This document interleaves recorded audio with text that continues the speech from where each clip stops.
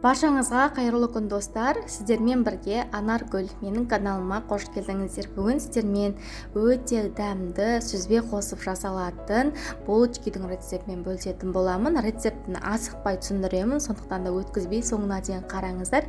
Егер каналыма тіркелмеген болсаңыз, міндетті түрде төмендегі подписаться деген қызыл батырманы басып, каналыма тіркеліп алуды ұмытпаңыз.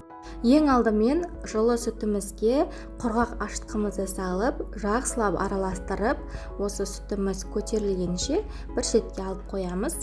Содан соң құрғақ сүзбемізге қантты саламыз, және бір жұмыртқамызды саламыз, және де ерітілген сары майымызды қосып, жақсылап шанышқының көмегімен езіп алатын боламыз.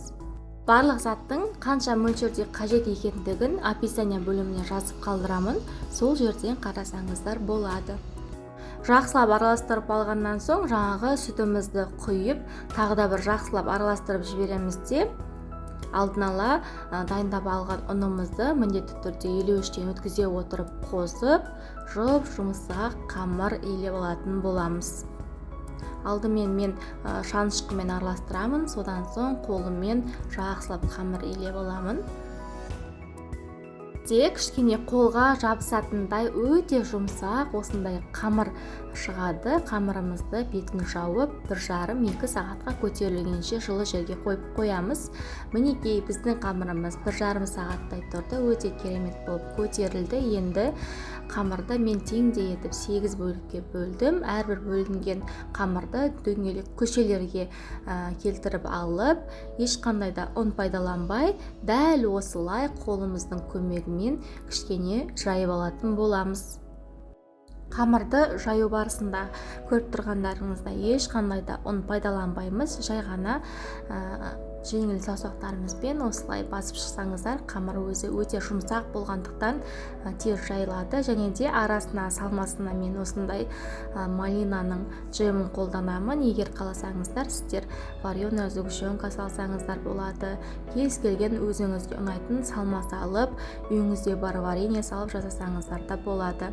Қамырды дәл видеодағыдай орап дайындап аламыз да бірден формамызға орналастырып қоя береміз.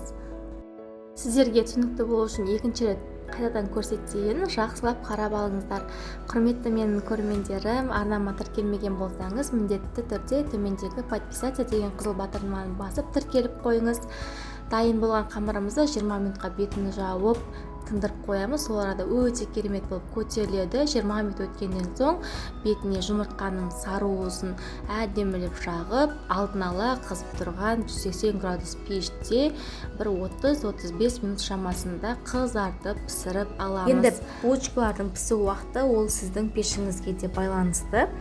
Мінекей осылай қызарып әдемі болып пісіп шығады. Суығаннан соң осылай қантты ұнтақпен әсемдесеңіздер де болады.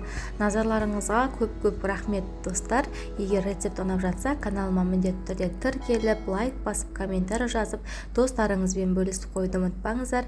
Келесі кездескенше.